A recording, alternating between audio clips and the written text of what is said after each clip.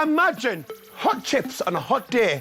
Ooh, what's nicer than dipping them in a cool-ass dip Do you know of what's nicer? tomato sauce? Do you know You're what's right. nicer than cool? And then this sacrilege! If you want your food cooled down, the sauce you pick is mayonnaise that's kept in the fridge.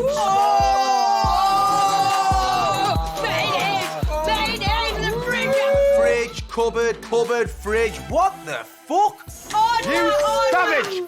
Mayonnaise is egg, so it's got to be in the fridge or you get salmonella. Where the fuck do you put your tomatoes? Because if you don't put them in the fridge, they're gonna fucking go off. I don't buy my tomatoes to go off in one day.